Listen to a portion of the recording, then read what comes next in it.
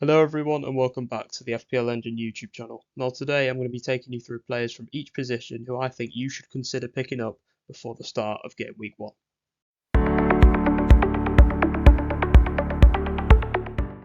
So as you can see, what I have done is I've picked 5 premium assets, I've also picked 5 cheaper assets, and I've done the same for midfielders and attackers. So I'm going to go through now who you should be picking up sort of within each price range.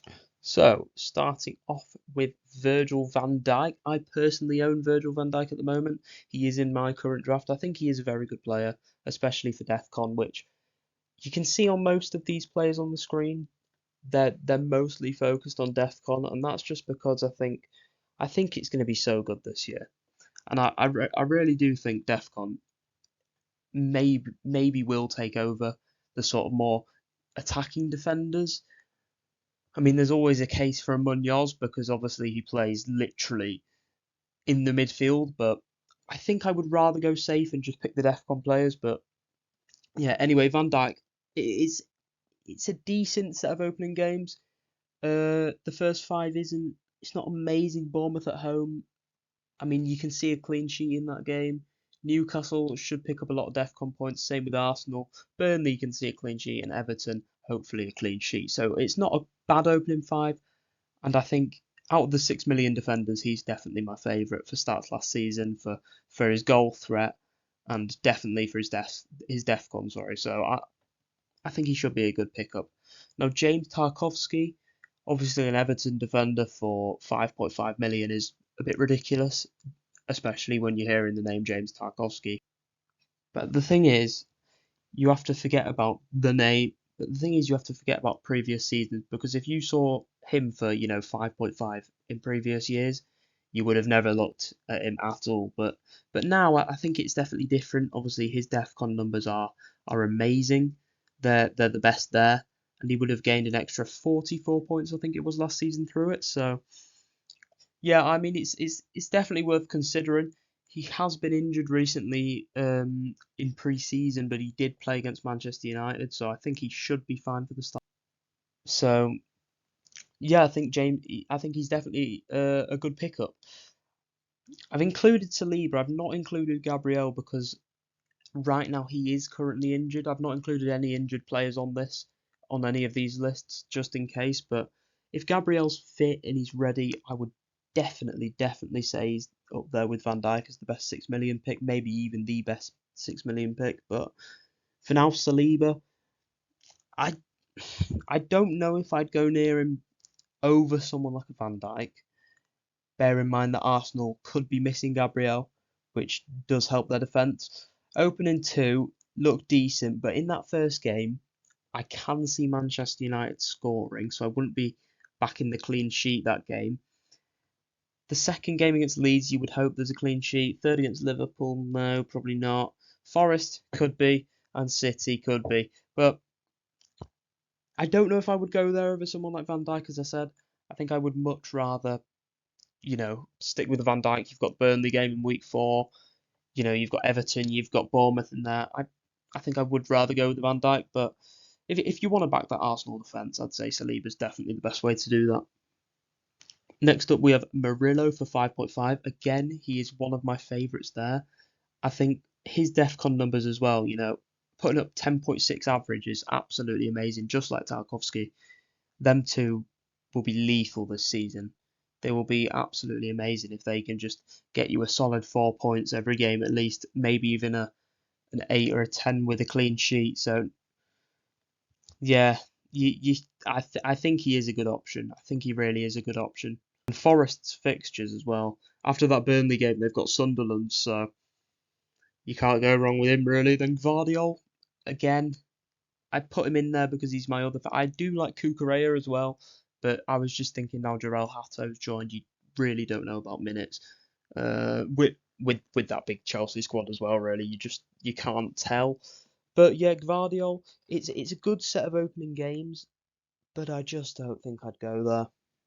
I really think if you're gonna pick a premium, for me, it's Virgil van Dijk, James Tarkowski, and Murillo. I would throw in a Milenkovic. I would throw in.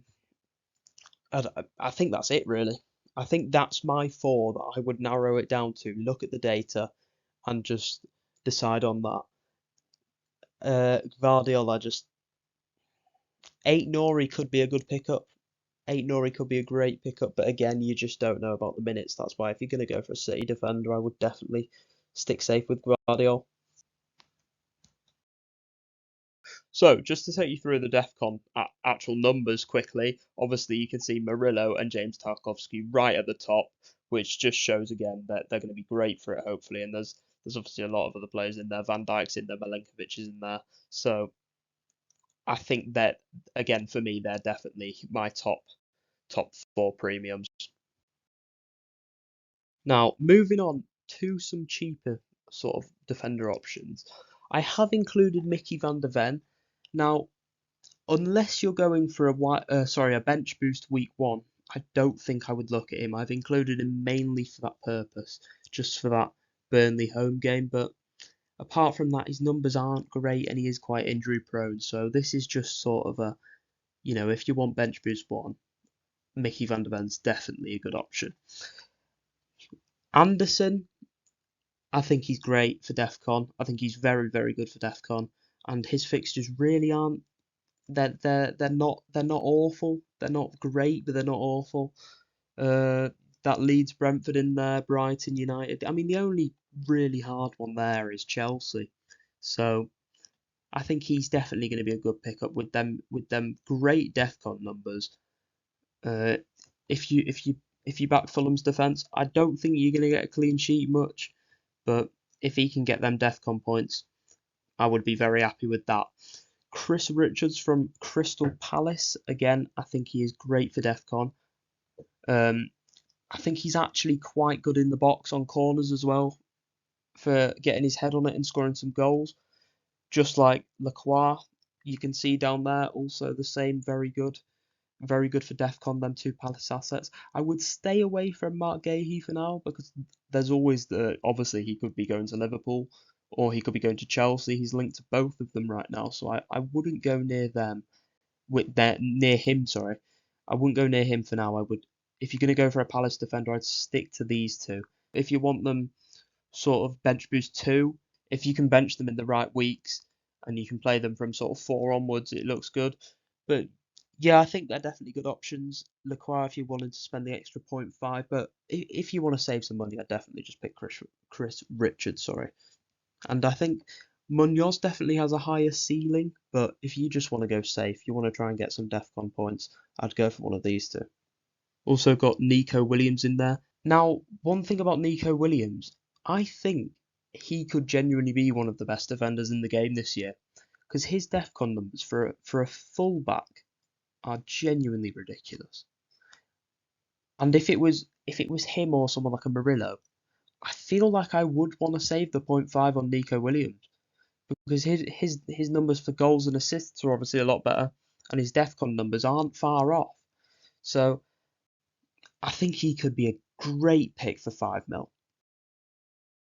So moving on to the premium midfielders, obviously Mohamed Salah there. I think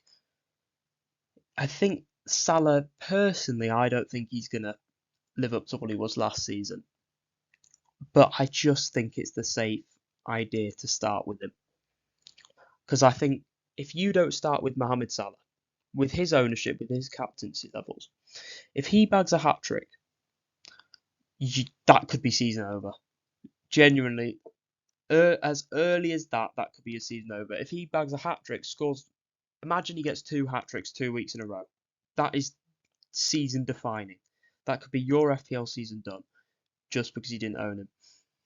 And I think Bournemouth at home, it's looking like a good opening fixture. It really is. Has he looked great in pre-season? Not really.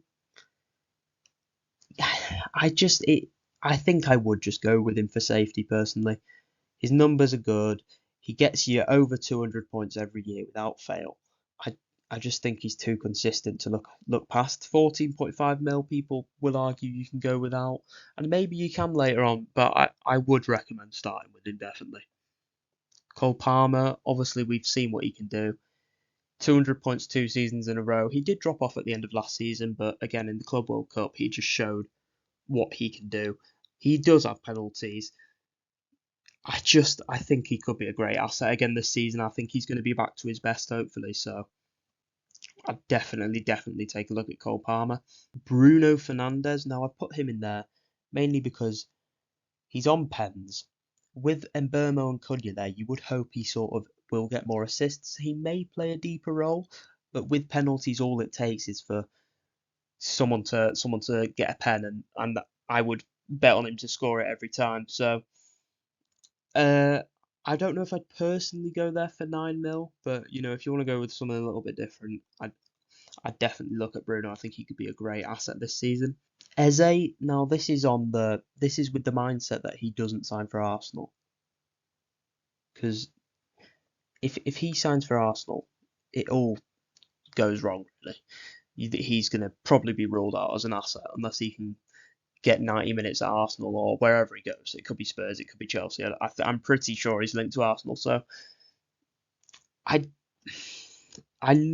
really do like him as an asset for Crystal Palace, and I think he makes the other Crystal Palace assets better. So if he leaves, I think Crystal Palace, their assets could go down as a whole. So I am hoping he stays, but if he doesn't, I'd rule him out as an asset. But for now, I think he's looking great. He should be on penalties. He may share them with Mateta, but I think Eze will get them. Good XGI. I really do think if he stays at Palace, he'll have a good season. Morgan Rogers, I think he's become template in a lot of people's teams, to be fair. Newcastle, I mean, it's just with Aston Villa's great run of fixtures. I think he has become template in quite a few teams, and you can see why. He's scored 2 in pre-season so far. I think he is looking great again, so I would definitely include him. He is a bit, higher priced. I've included him in the premiums because I'd say 7 mil is a bit more expensive. When you're having to try and find the money for the whole team, I would say 7 million is, a little bit more expensive. But if you can afford him, I'd definitely go for him. Right, so on to cheaper midfielders. Iliman Ndiaye, we saw him score versus Manchester United yesterday. I think he's going to be, hopefully, very good. He's going to take on a more talismanic role. I think he is going to be on penalties. I don't know, but I am pretty sure he will be on penalties. Quite a good fixture run. Obviously, you've got Leeds away, then you're going to have the first game in the new stadium. That might, help make them play better, if you know what I mean. Ismaila Sarr, I think his numbers are great. He was a bit of a troll last season, we all know that. He annoyed me. He really did annoy me at some points because I owned him when on all of the double game weeks when Eze scored pretty much every week. I went with Sarr Mateta, both of them blanked, which was just brilliant. But yeah, no, I think if he manages to finish his chances, and if Eze stays, you need Eze to stay. If Eze's there and he finishes his chances, he'll get the assists. I think he could be a great option for only 6.5 mil. Declan Rice, it's a bit more of a boring defensive pick, but I think he's on set pieces. He'll have hopefully safe minutes. I think he could just be a good pick.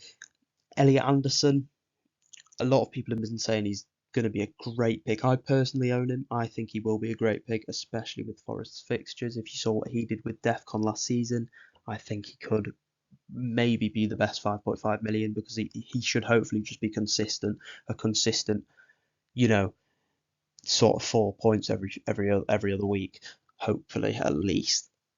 Daniel Marlon, we've seen what he's been doing in pre-season, and I think the minutes risk is there. The minutes risk is definitely there, but if you want to take that risk, and it does save a lot of money on Rodgers if you want to get in someone like an Ollie Watkins as well, and then you can hope Ollie Watkins and Marlon make up for the points Rodgers gets, which that is something I'm thinking about myself really because his XGI does look good. It looks very good. So I'm definitely thinking about that myself. Right, so moving on to the premium attackers, as you can see, Erling Haaland.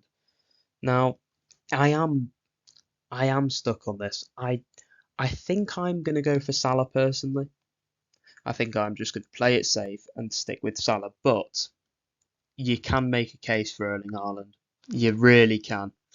I mean, the fixtures look great, and if he's going to get back to his best next season, you know, people who start with Haaland may gain a massive edge on the people who started with Salah. Ollie Watkins, I think he could become template this season. I don't want to say he's going to be essential because I don't think anyone's essential, but I think Ollie Watkins could become essential. I mean, he's very consistent, nearly reaching that 200 mark every season, and with their fixtures, he always seems to bag versus Brentford away. So, by the way, I have just noticed that the fixtures for Ollie Watkins are wrong here, but what it should say is Newcastle, then Brentford away is what I'm trying to point out. I think he always seems to bag versus his old club. So, Jared Bowen. Now, at the start, I did hate seeing him as a forward, and I did think it would just not be very good because the 8 million price tag in a forward role where he could be playing on the wing and maybe not even on penalties. But now I've watched more of it, I think wherever Jared Bowen plays, he's going to score. I really do. And if he's playing in a double striker sort of team, I think he could be a great option this season. And I love the 8 million price tag actually because it means if he plays well, you're going to have loads of money in the bank, and that's you sorted as well. If he plays bad, you'll have enough money in the bank to sort of go to a João Pedro's playing well, a Jean-Philippe Mateta, a Chris Wood, a Solanke. You'll have the money to go to them. Just on Solanke quickly, I've not included him in this one because he is injured at the moment, and I don't know. But if he's not injured, definitely he would be at the top of my list to get in your team. He should be on pens. Should be the new talisman. Our son's left, and great fixtures to start. But yeah, Jared Bowen, decent fixtures. I think if he's on pens as well, it's a bonus. So I'd definitely be looking at him. Jean-Philippe Mateta, we've all seen what he's been doing in pre-season. 4 goals, 2 assists. He's been great. If he can carry on that form, especially with that week 4, week 5 game, definitely a great pick. Definitely. Chris Wood, again, great fixtures. Are Forest going to be great in attack? I don't know, but I think he is a good pick. I just on penalties as well. I just really don't know if I trust Forest's attack at the moment. But if you do, I'd go for him. So just to finish off with the cheaper attackers, as you can see, I've put Evan Nilsson in there because for some reason he's not 14 million.